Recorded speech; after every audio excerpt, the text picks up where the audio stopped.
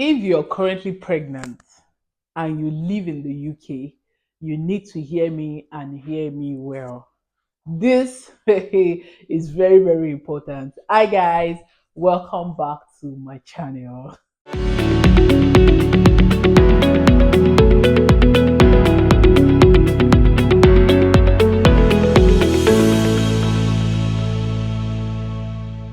So, guys, before I even go into the story, all of you on this channel, except you're watching this channel for the first time, you all already know how we do it. If it is your first time on this channel, ensure to click the subscribe button, join the family, and let us grow together. We are going places on this channel. If it is your first time, drop a comment, let me know, tell me this is your first time coming across my YouTube video, and I will give you a shout out on my next video. Hi guys, you're welcome to the family.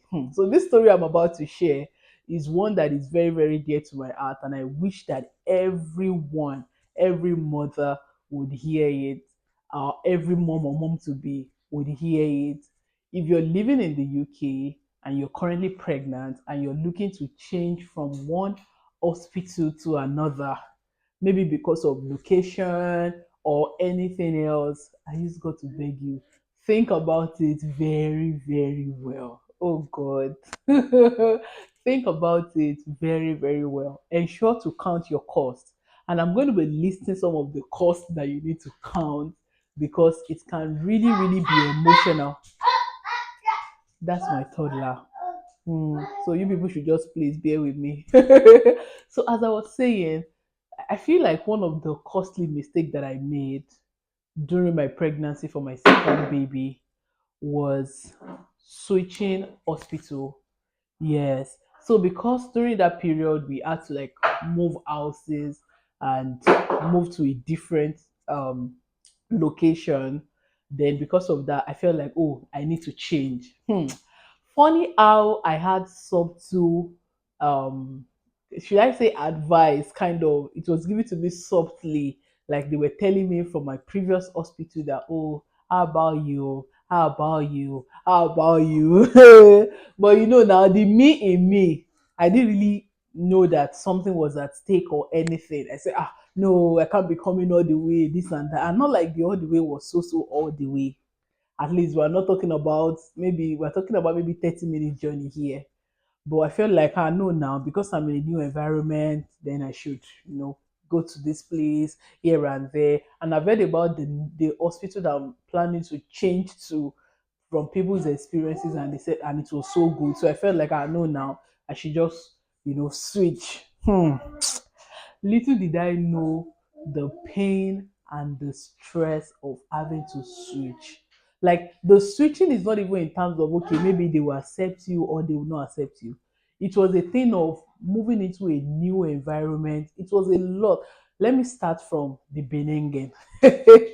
So because I was switching, I already made up my mind I was having a C-section for my second start. Now in the UK, when you like get pregnant, you send a message to your GP. Then after 12 weeks, they schedule you for appointments. The whole length of things, everything is on my channel. You can go back and watch the whole process.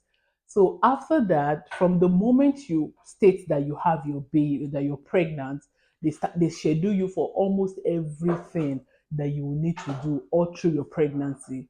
Like it was in the UK compared to my first experience. It was in this UK that I realized that we were talking about the kind of birth that I want in my first trimester.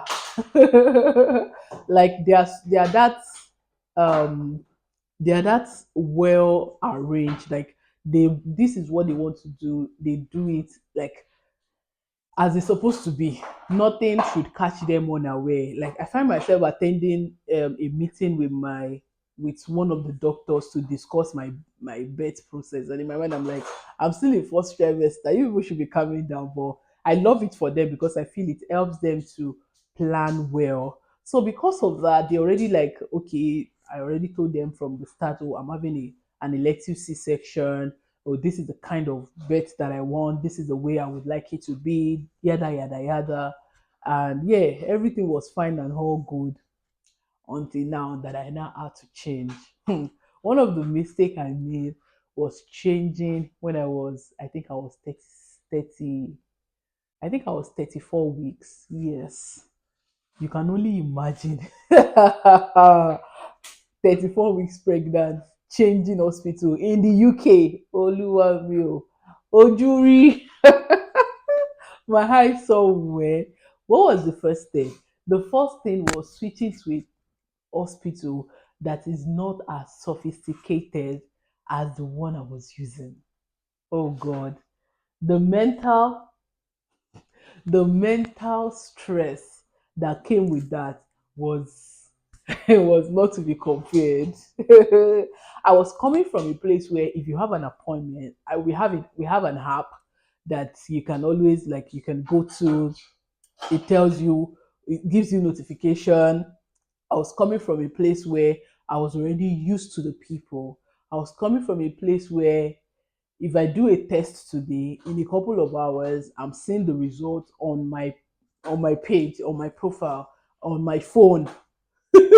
Like all the tests that I've done since the beginning of the pregnancy up until that very time, everything is on my like the blood, the sugar level, the this, the that, everything is sophisticated, and I could see that right from the palm of my hand.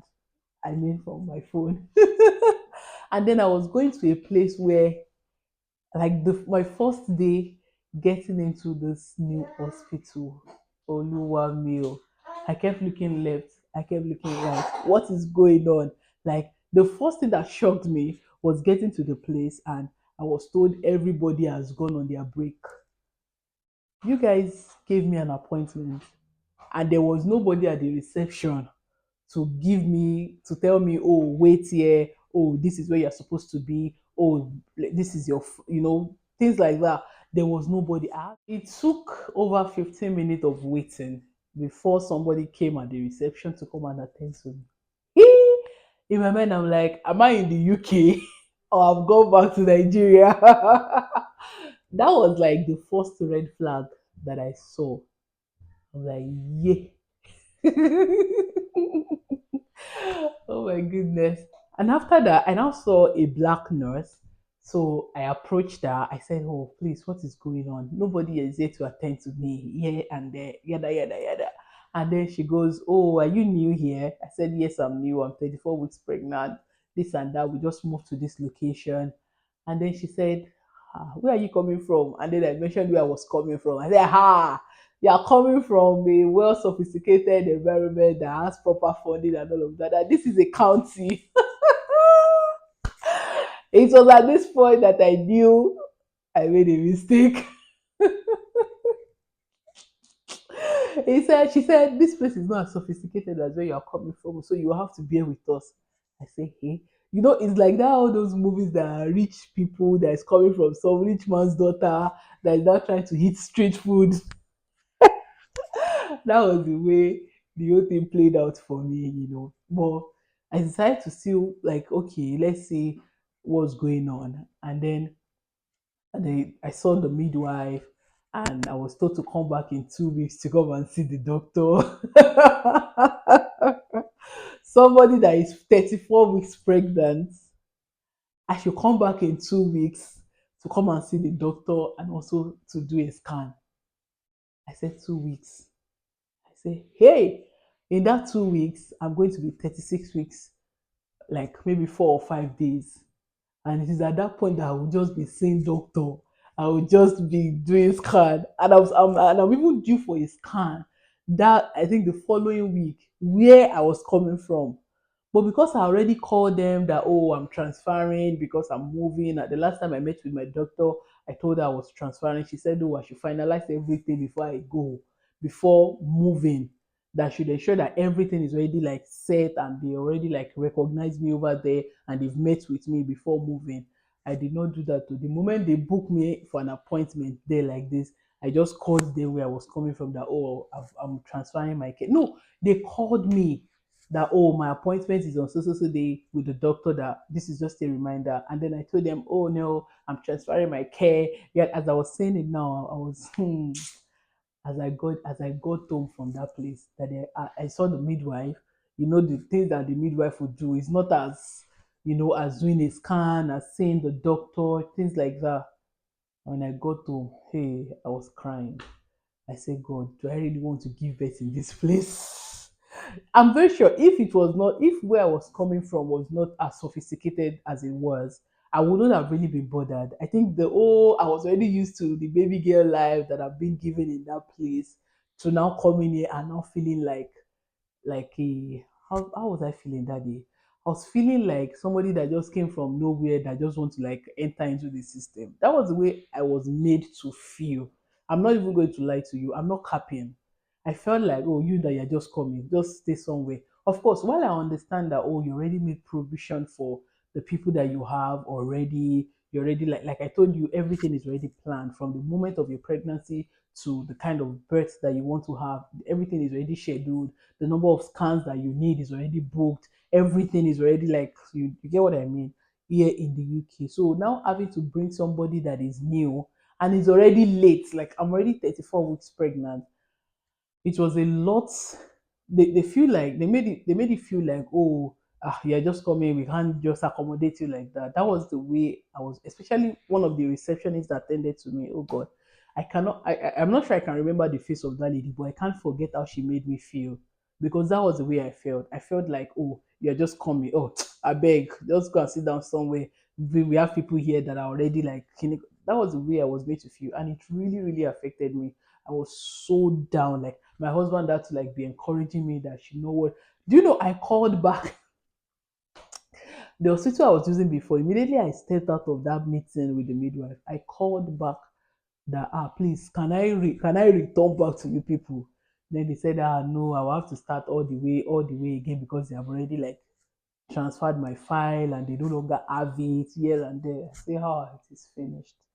It affected me really. Like I felt like, oh, am I even sure about this place? And for somebody who is pregnant, one of the places you don't want to be is a place where you are second guessing where you're going to have your baby.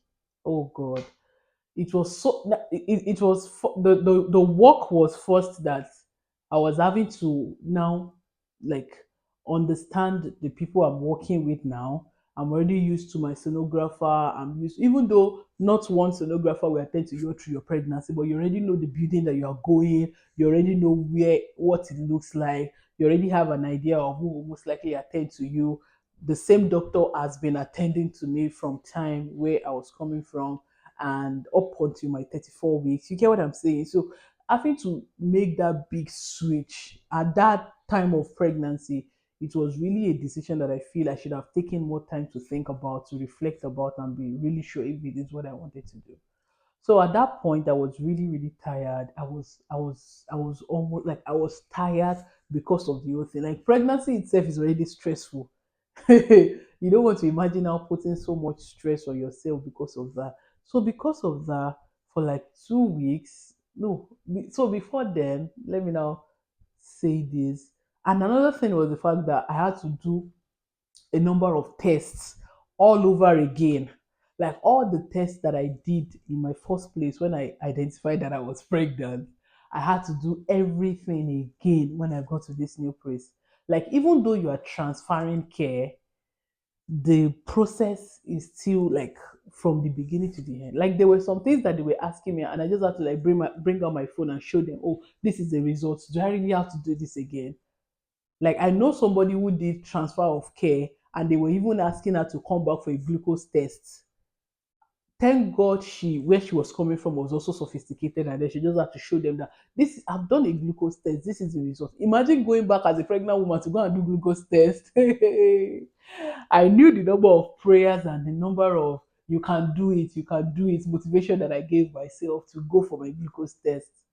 Now imagine somebody having to do that all over again. See, it's a lot of work, and it's not somewhere you want to be as a pregnant woman, especially if you're already close to having your baby. Thank God for divine intervention, because it was not funny. And then around that time, I now also noticed reduction in the movement of my baby. Oh God. I had to call triage. In UK, triage is the line you call when you notice that, oh, maybe your baby has not been moving very well or you're feeling funny. Once you're pregnant, triage is like your emergency dial. they just ask you to come into the hospital. So I noticed a reduction in the movement because my second baby was so active in the belly, and then I noticed that, oh, this is not like happening the way it used to move before. So because of that, I called triage, and they were like, oh, I should come in. So I came in rather. Then they start to like monitor the baby. So they also weren't so happy about the movement based on the results. So they scheduled me for a scan, and they were like, oh, they are going to try to like create space to for me to have a scan the next day. Around the time I called them was in the evening. So the next morning, the same people that asked me to come in 2 weeks' time, hey, God, I beg. The next morning, around 9 a.m., they called me if I can make it to the hospital in an hour time to have a scan and to meet with the doctor. Hmm. That was how God fast forwarded the whole thing for me. Oh. The doctor I was supposed to meet in 2 weeks' time, God brought it forward to me meeting the doctor the next day. And that was how I met with the doctor the next day. And then we started to discuss about the plan and everything. But even at that, it still did not stop. Hey, I met with the doctor, and then the next appointment I was having with the doctor was supposed to be the date for my elective C section.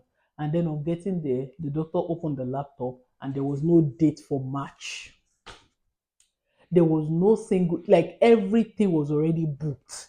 All the elective section was already booked for the days they always have it. Hey, I say, God, where am I going to start from?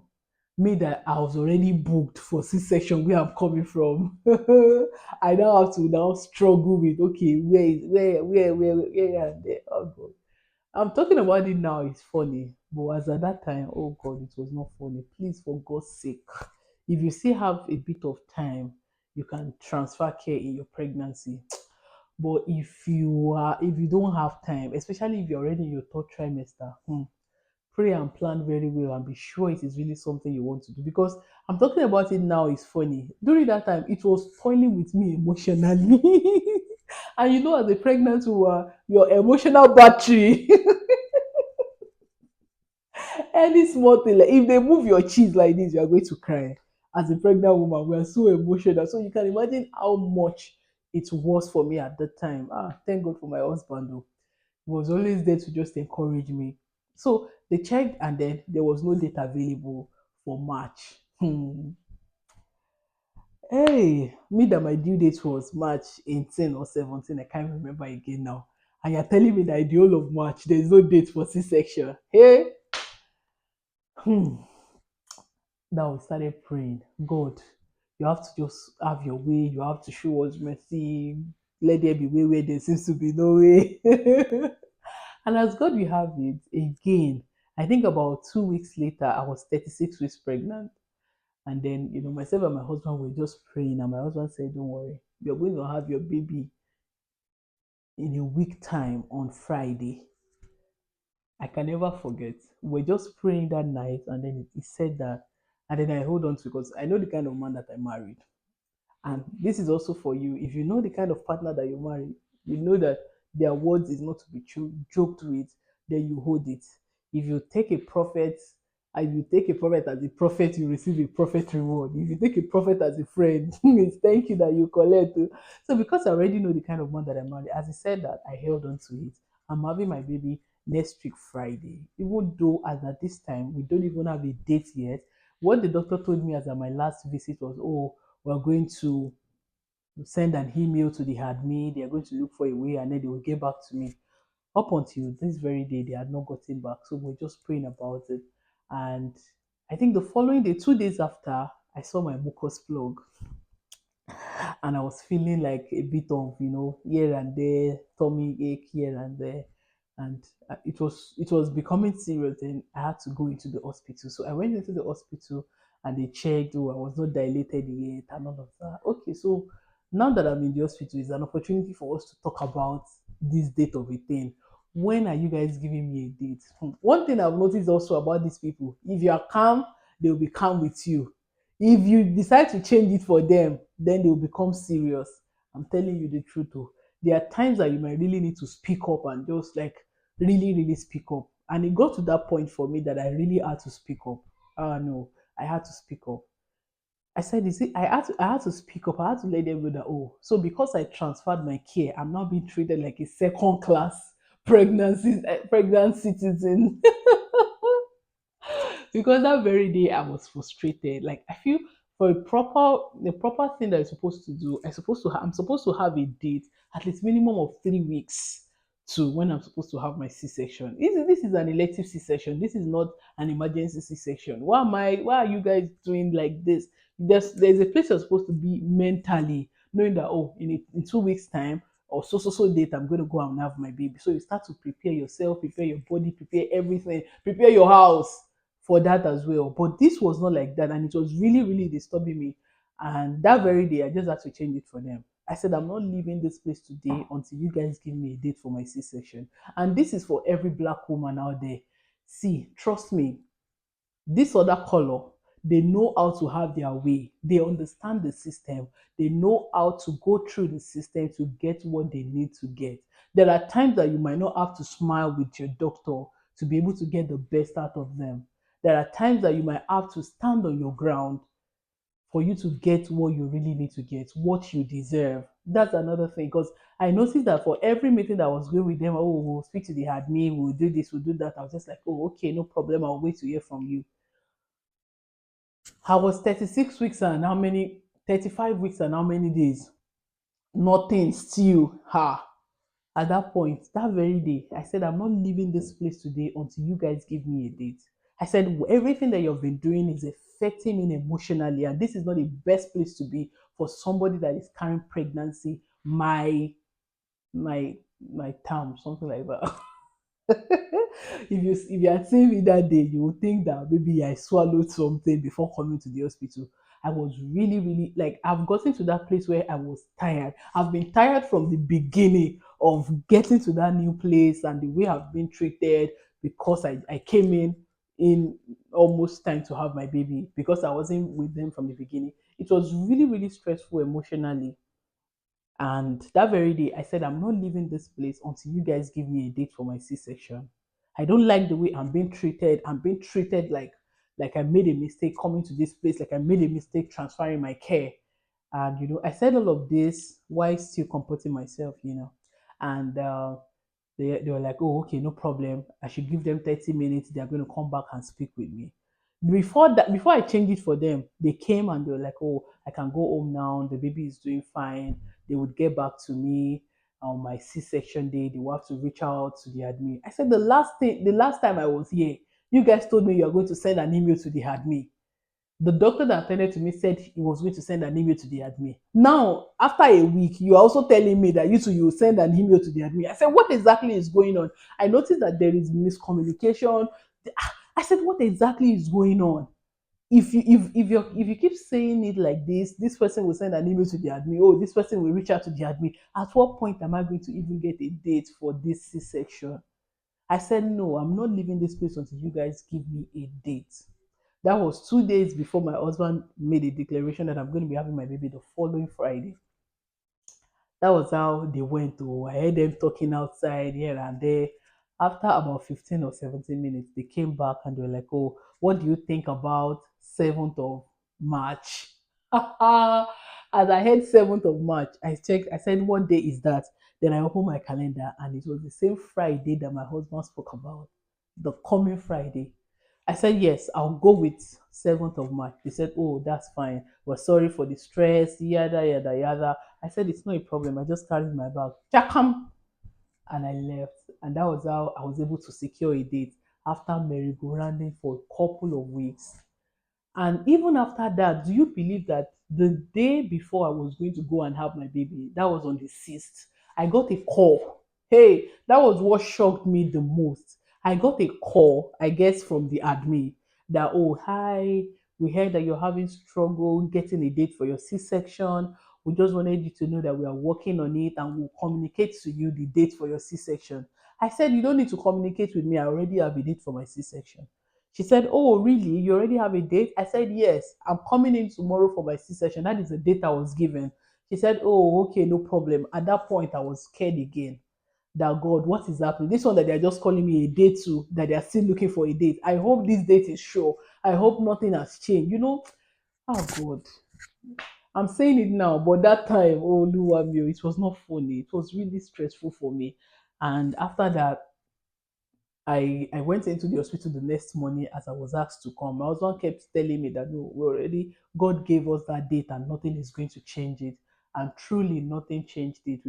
Came in that day. They were still asking me that, oh, because I had my baby at 38 weeks. They were still asking me that, oh, will I like to wait a week more? Yada yada yada. I said I'm not waiting. I want to have my baby now, and let's be done with this pregnancy phase and let's move on to motherhood pro. The doctor laughed, and that was how, to the glory of God, I went in for my C-section and I had my baby. And I made up my mind that very day that no, I must shoot a video about this. I must tell other moms about this, that the emotional stress of switching from one place to another, if you are not ready for it, don't do it. If you are not ready for it, don't do it. The emotional stress, if you're changing from one hospital to another, especially if it is in the same area, maybe like 30-minute drive, you are thinking of, oh, the stress of having to go all the way. Here you see the emotional stress of bringing yourself, like changing everything and like settling into a new place is even more stressful and can even be costlier than the stress of having to go all the way to the hospital that you're using. So you might have to just weigh your options, compare and contrast. If you're still like 16 weeks, 18 weeks, 20 weeks, 25 weeks, it might still be easy to, ease into the new place. But if you're like 30, 34 weeks like I was, Oluwamio, is a lot of stress and it's probably not somewhere you want to be. It is emotionally stressful. I felt like, me, that was coming from somewhere that is so now coming to this place. But even at that, they made me feel like you're an outsider. That was the way I felt. I felt like I was an outsider and I was just coming in to just come in. Like, where are you? Who are you? Things like that was the way they made me feel. And I understand that, oh, they already have a structure. Once you are pregnant, from the beginning to the end, everything is already analyzed and arranged. So having to bring somebody new into the system is stressful for them. They will have to now start creating space and all of that. I understand, but even at that, if you know you don't want to accept the person, let's tell the person, let the person know that, oh, remain where you are, and after you are done having your baby, you can transfer. Yeah, I think it's better that way than having the person come and having to go through all of this at that stage of pregnancy. So that is the story, Sha. We thank God, mother fine, baby fine, everything fine. I'm happy. The C-section went well, the recovery session went well, all the home visits back to back went well. Story for another day. But yeah, that's it, guys. Thank you so much for watching my video. I hope you have picked one or two lessons from this. If you know somebody in the UK who is currently pregnant, you might have to send this video to them so that they can know what it is that is expected, or what they might probably be facing if they are switching. And if you have switched before, let me also hear your experience. Share in the comment. Let's learn together.